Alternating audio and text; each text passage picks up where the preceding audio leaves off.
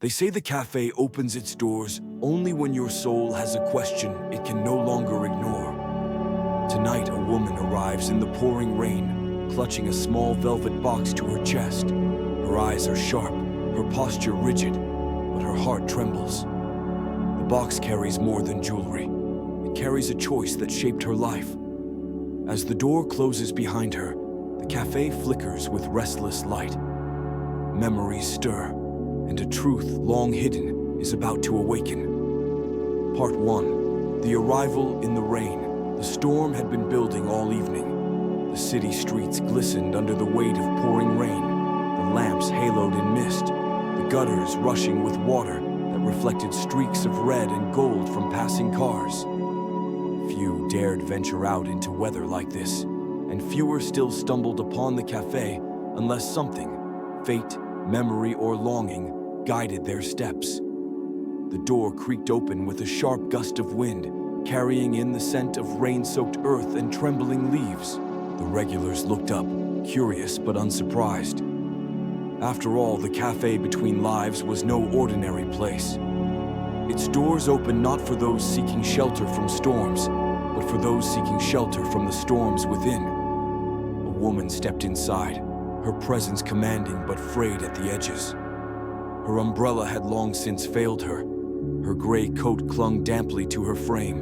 Her dark hair was streaked with rain, and yet she carried herself with an elegance that time had not eroded. In her hands, held tightly against her chest, as though it were her only anchor, was a small velvet box. The waiter approached, not hurriedly, but with that patient, knowing manner unique to him.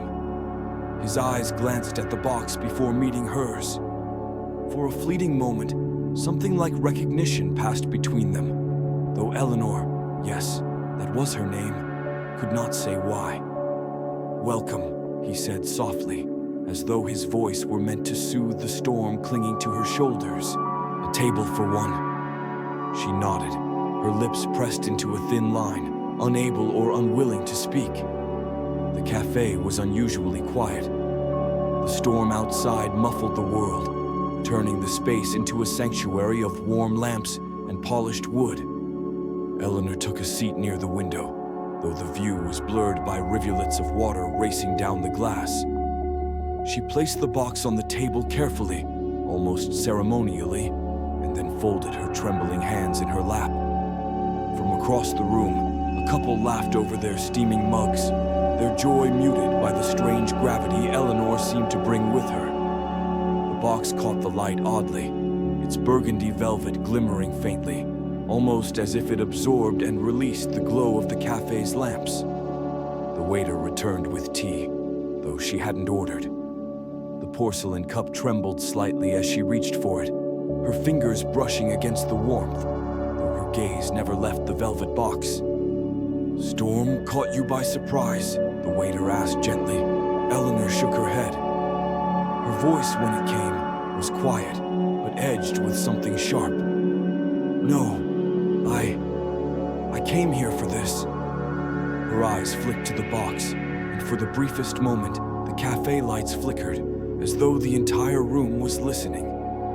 A silence followed, heavy but not uncomfortable. The cafe seemed to breathe with her, its lamps dimming and brightening softly, the walls leaning in closer. Eleanor closed her eyes, took a trembling breath, and exhaled.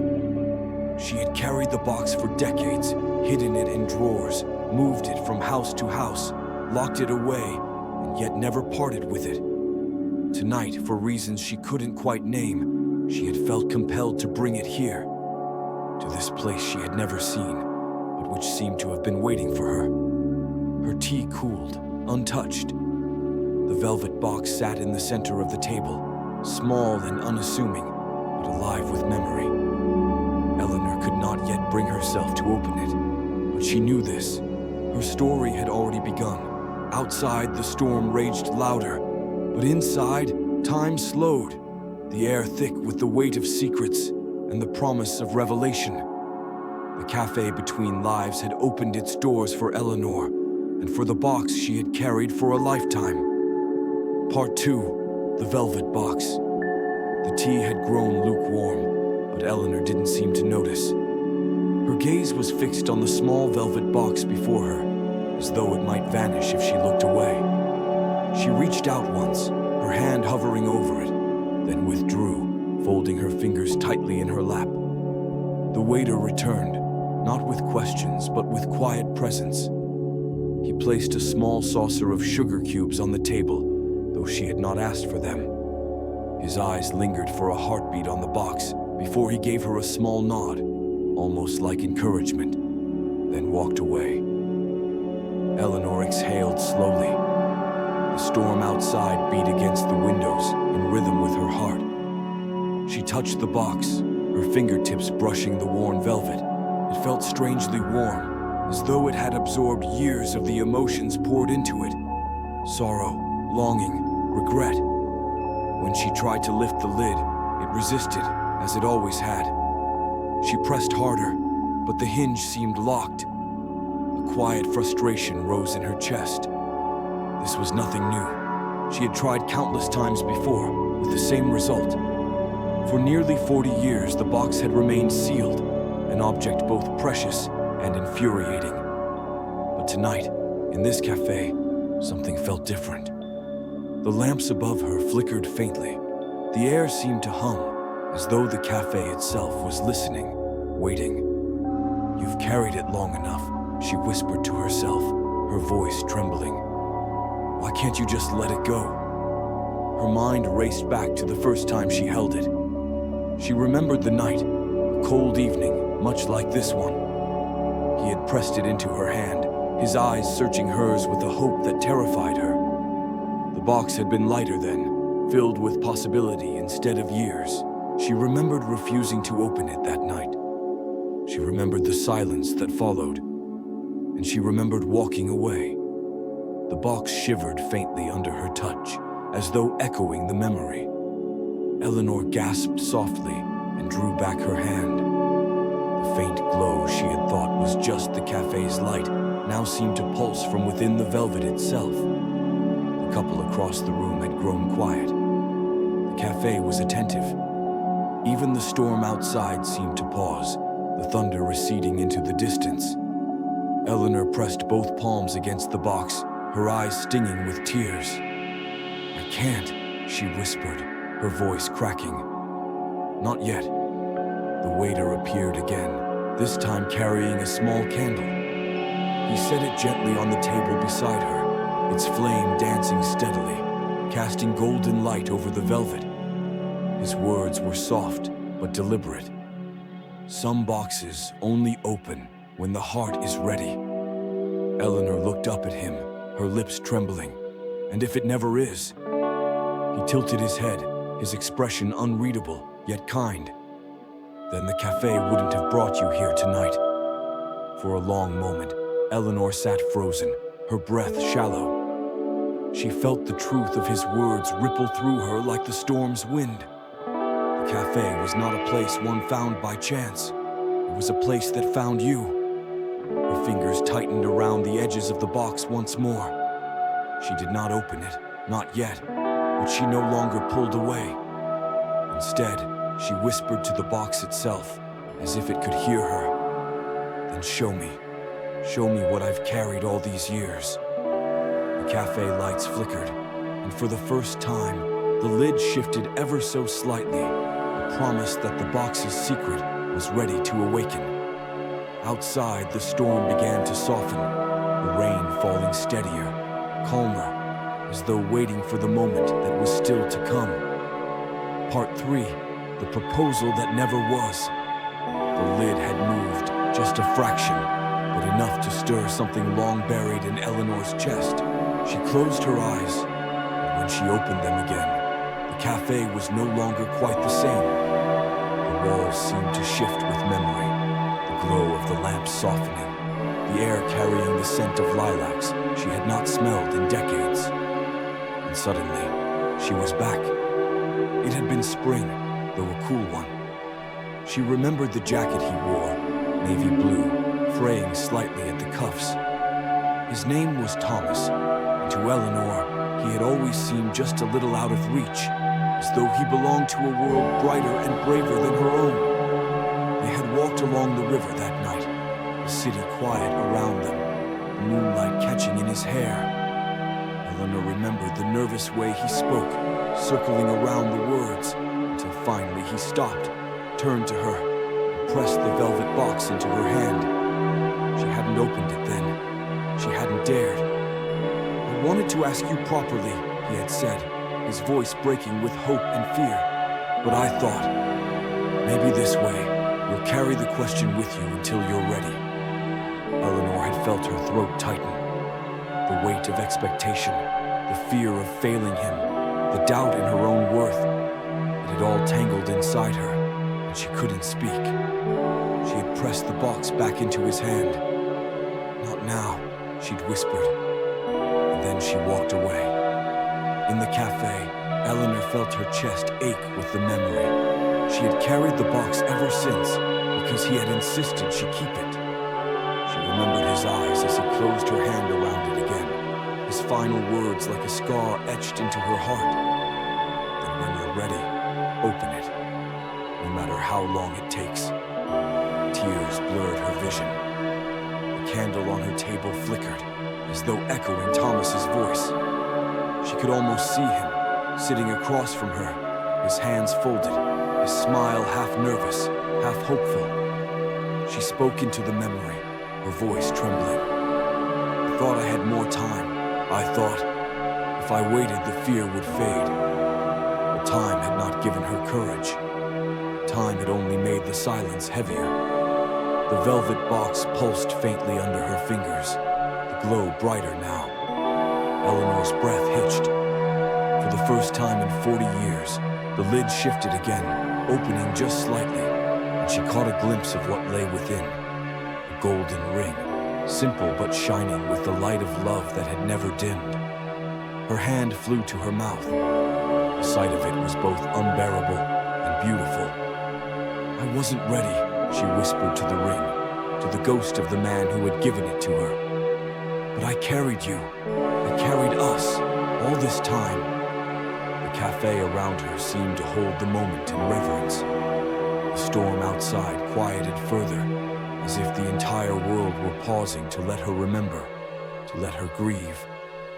The waiter passed by, glancing at the box but saying nothing this time. His silence was the gentlest form of understanding. Eleanor touched the ring, though she did not lift it.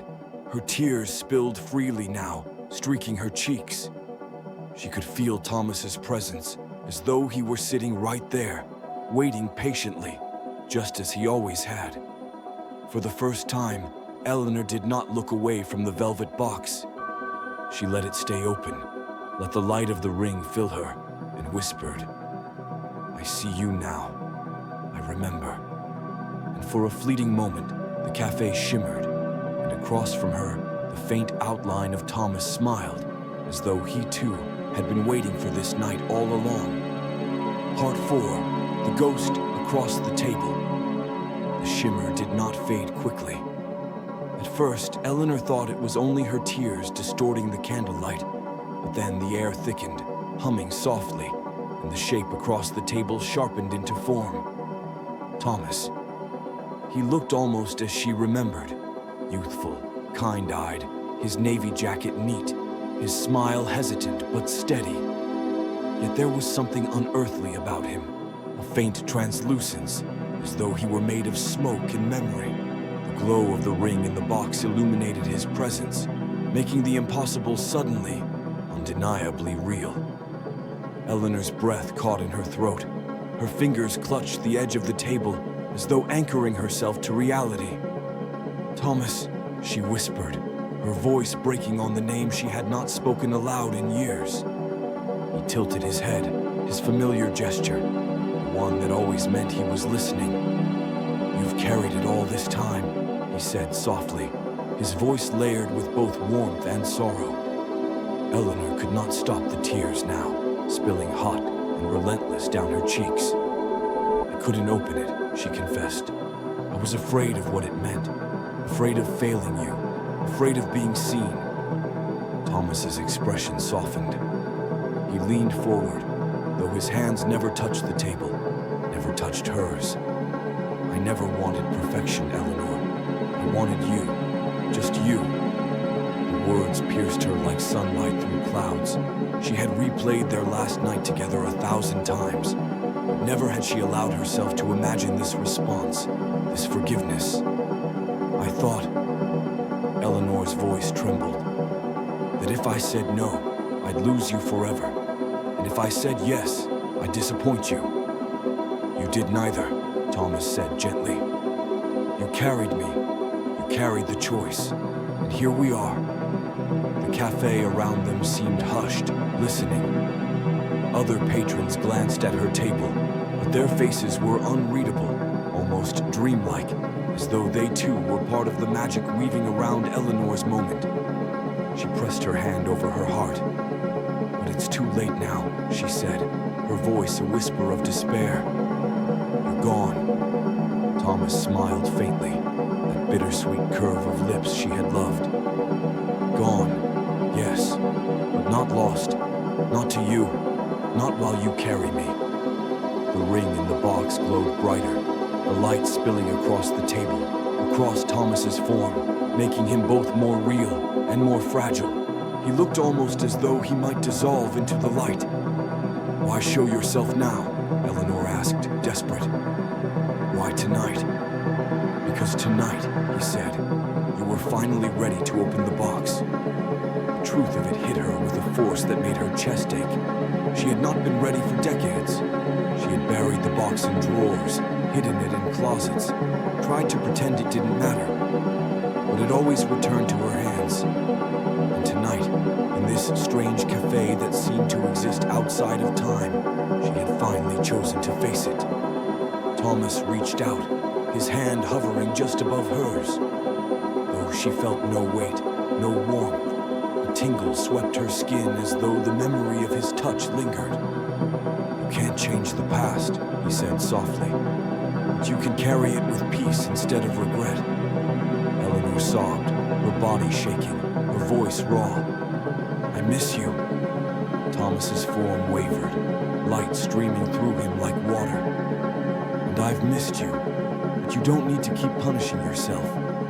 You loved me in your way, and that was enough. The words washed over her like absolution. For the first time in years, she felt her shoulders loosen, the crushing weight of guilt begin to ease. The candle between them flickered, and Eleanor knew the moment was fragile, fleeting. Soon the cafe would take him back into its mystery. But for now, he was here. And across the table, Thomas smiled at her, warm, forgiving, eternal. Part 5. The weight of regret. The glow around Thomas began to dim, not disappearing, but shifting, like the memory of a dream slipping through dawn. Eleanor gripped the table, her heart pounding, afraid that if she so much as blinked, he would vanish forever. Her voice trembled. I carried that night like a stone in my chest. Every day, every year, it grew heavier. Every birthday, every Christmas, every quiet moment when I saw couples holding hands in the park, I wondered what life would have been if I had just said yes. Thomas tilted his head, his expression filled with a kindness that both comforted and hurt. And what do you imagine it would have been?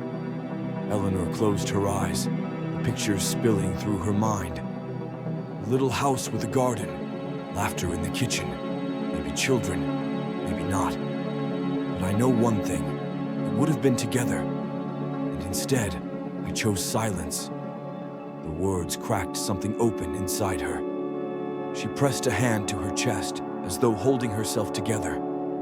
The cafe seemed to lean closer, its shadows lengthening, the air heavy with her confession. I told myself I wasn't ready, she whispered, that I needed more time, that life was too complicated. But the truth is, I was scared of happiness. It felt too big, too fragile. I thought if I let myself have it, I would lose it. So I never let it in at all. A silence followed, soft and devastating.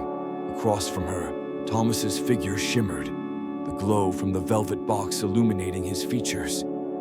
He looked at her not with anger, not even with sorrow, but with something gentler. Acceptance. You think you carried the weight alone, he said quietly.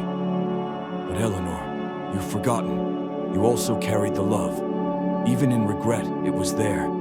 That's why the box never left you. That's why you could never throw it away. Her eyes stung, tears flowing freely now.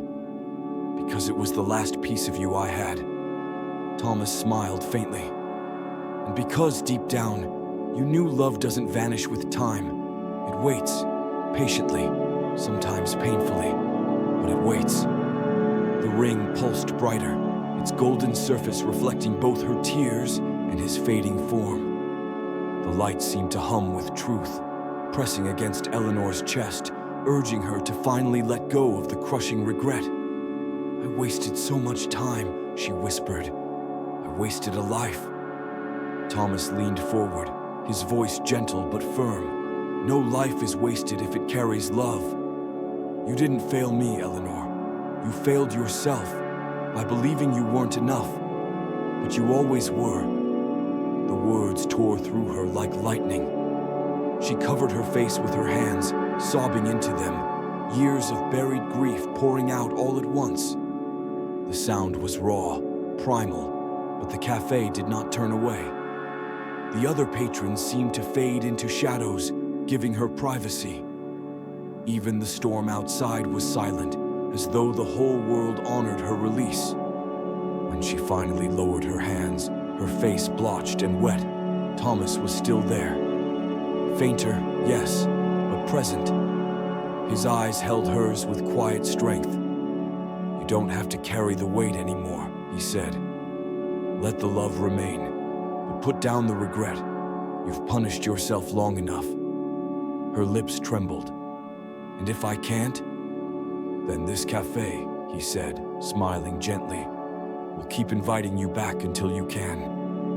Eleanor inhaled sharply, realizing the truth of his words. The cafe was not a place she had stumbled into by chance. It was a place between lives, between choices, between what was and what might have been. It had called her here because she was finally ready. The ring in the velvet box gleamed brighter still, casting its light across both of them, illuminating her weary face and his patient one. For the first time in decades, Eleanor felt something loosen deep inside her chest. The weight was not gone, not yet, but it was shifting, lifting. She whispered through her tears, I don't know if I can forgive myself. Thomas's smile softened into something radiant. Then let me forgive you, and maybe in time, you'll follow. Part 6. The ring that waited. The velvet box glowed as though alive, its golden ring pulsing with a heartbeat of its own. Eleanor stared at it, the shimmer reflecting in her tear-wet eyes. For decades it had been silent, heavy with memory, but now it seemed almost eager, like a message finally being read after years sealed in an envelope. Her fingers hovered over it, trembling.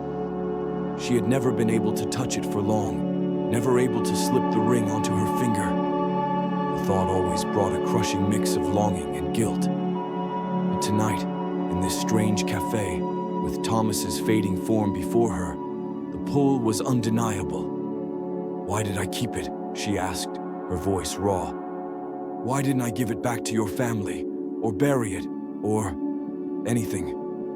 Thomas's form flickered, his edges blurred, but his voice remained steady. Because it wasn't just a ring, Eleanor. It was a promise, not only of marriage, but of possibility. You weren't ready to live that promise then, but part of you wasn't ready to let it go either. Eleanor reached out, her fingertips brushing the cool gold. The moment she touched it, warmth surged through her skin. Her breath caught.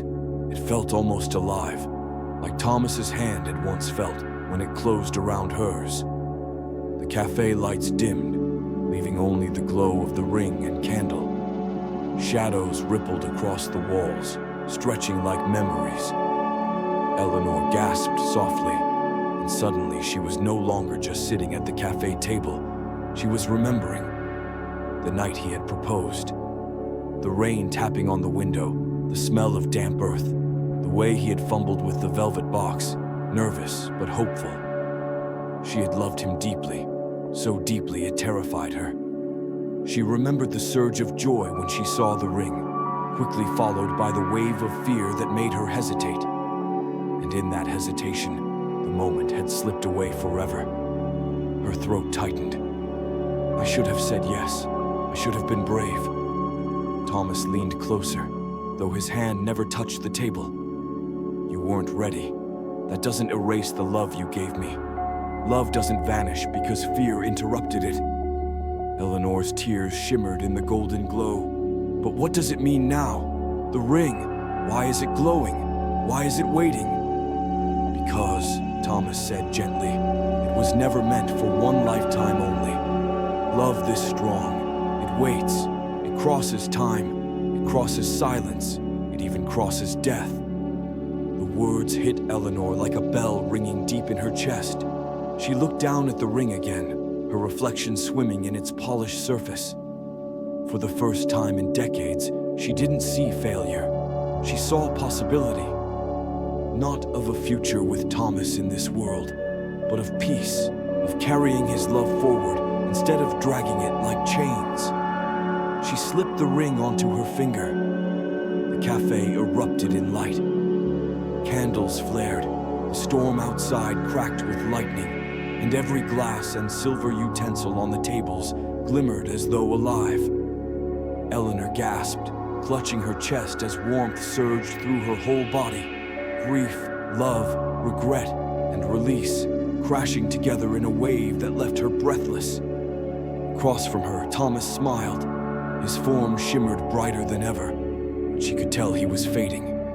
Not into darkness, into light. The ring was never unfinished, he said softly. It was waiting for you to accept that the story wasn't a tragedy. It was a love that outlived time. Her lips trembled. But if I let go, will I lose you forever? Thomas shook his head gently. No, you'll carry me differently. Not as weight, but as light. Eleanor's tears streamed down, but her chest felt lighter, freer. She looked at her hand, the ring glowing on her finger, and for the first time, it didn't feel like punishment. It felt like belonging. The cafe's air shifted, a breeze brushing her face though no door had opened. She knew the moment was ending. Thomas's outline grew softer, almost transparent. Goodbye, my love, she whispered. But Thomas smiled, his voice warm as the last light of sunset. Not goodbye, Eleanor, just until the next time. And with that, he dissolved into the glow, leaving her alone at the table. Alone, but no longer broken. The cafe was quiet again. Only the ring remained, warm against her skin, its glow faint but steady. Waiting, perhaps, not for another lifetime, but for the life she still had left to live. Part 7. The Last Dance in the Cafe. The cafe had settled into a deep stillness, as though the very walls were holding their breath. Eleanor sat at her table, the velvet box finally empty, the ring glowing faintly on her trembling finger. The storm outside had faded into a soft drizzle, and with it, the weight in her chest seemed to loosen, if only slightly. But then, softly, music began to play. It wasn't from the small radio by the counter, or the record player that sometimes murmured old jazz. No, this melody was richer, fuller, hauntingly familiar. A slow waltz, the kind that lingered in dance halls decades ago, when couples pressed close and whispered promises against one another's hair. Eleanor's heart skipped. She knew this song. Thomas had once pulled her onto a dance floor to it, grinning despite her protests. She had always been self-conscious about her steps, but he never cared. He had just wanted her close. Her hands trembled as she whispered into the empty cafe. Thomas. The presence stirred. Not fully visible this time, but she could feel him. Warmth at her side, the faintest brush against her hand, as though invisible fingers sought hers. And then, impossibly, the chair across from her scraped back on its own, and the space between tables widened, as if the cafe itself had rearranged itself for something sacred. The waiter lingered at the edge of the room, his expression unreadable, but his eyes soft, almost reverent. He gave the faintest nod, as if granting permission. And Eleanor stood. Her body was frail, her knees stiff with age. But when she rose, the ache seemed to soften. The cafe's floor glowed faintly beneath her feet, shimmering like polished marble instead of worn wood. The shadows lengthened and curled, shaping into an impression of a ballroom. Chandeliers above, velvet curtains at the edges, mirrors glinting softly in the candlelight.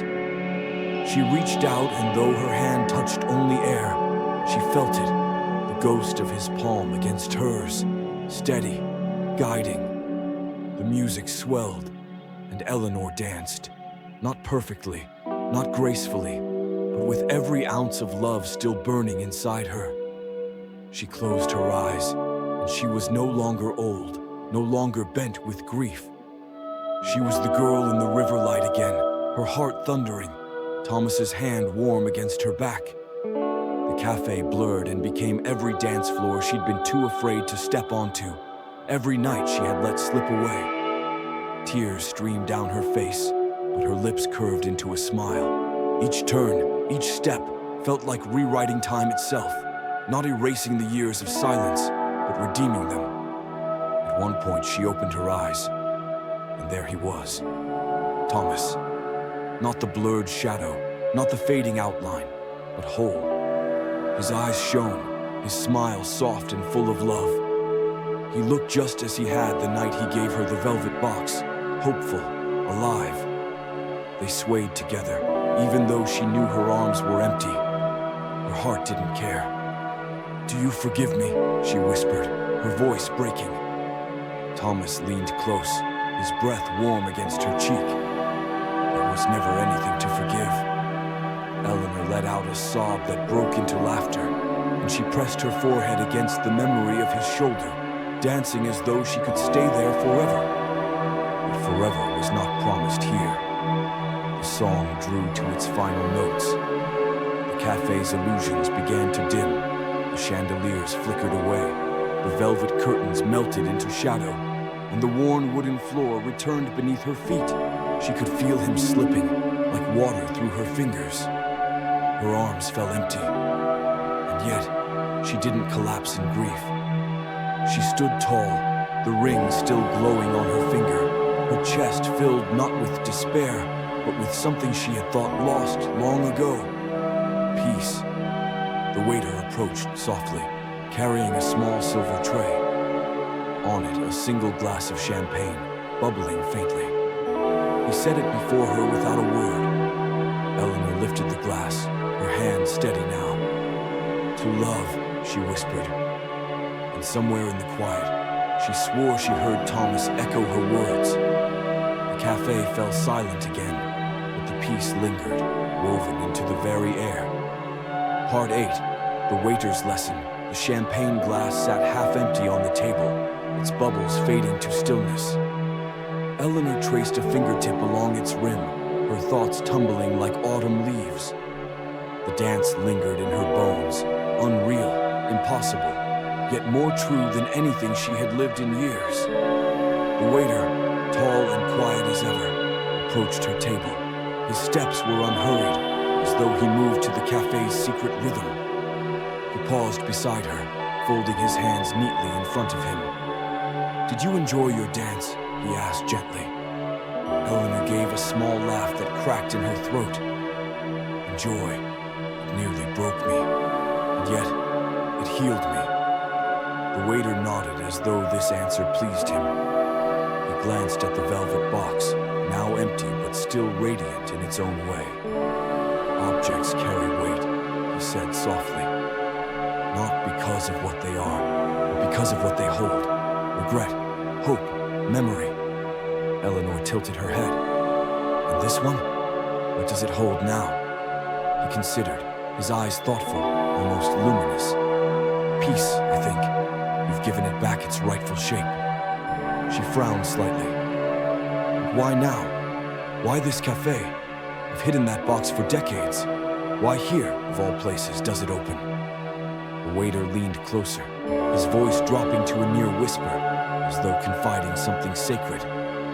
This place isn't on any map. It's not a cafe you stumble into by accident. It finds you when you're ready. It sits between heartbeats, between breaths, between lives.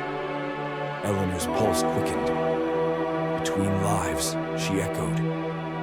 Yes, he said, his gaze steady. Most who sit at these tables are at a crossroads. Some are closer to beginnings, some to endings. All of them must decide what to carry forward and what to leave behind. His words settled over her like a veil. For the first time, she wondered if she had stepped into the cafe in a dream, or if it was something far greater. "And you?" she asked softly. "What are you exactly? A waiter? A guardian?" The corners of his mouth twitched, almost a smile. "I serve what is needed. Sometimes that is tea, sometimes a second chance." Eleanor's throat tightened. And Thomas, was that truly him, or just my mind conjuring what I wanted to see? The waiter did not answer at once. Instead, he refilled her glass, the fizz of champagne filling the silence. Then he looked at her with an expression both kind and enigmatic. "What difference does it make?" he asked. "He spoke to you. You heard him. You danced. Whether it was spirit or memory, the truth is the same. You were not alone." Eleanor swallowed hard, tears prickling her eyes again. "But if this place is between lives, does that mean mine is ending?" The waiter tilted his head, studying her. "Not ending. Changing. You still have choices. You may walk out that door and return to the world you know. Or you may stay until the world you know fades and another begins.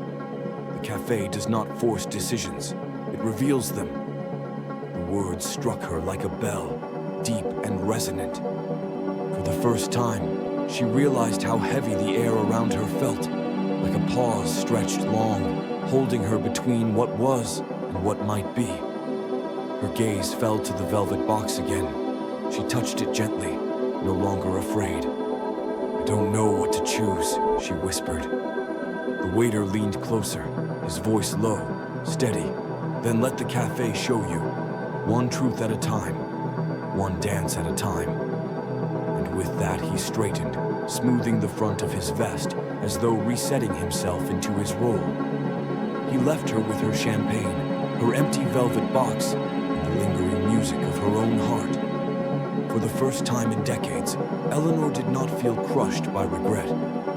Instead, she felt something else entirely: curiosity. The cafe, it seemed, still had more to teach her. Part 9, The Farewell Gift. The cafe had grown quieter, though Eleanor could not remember hearing the bell of the door or footsteps leaving.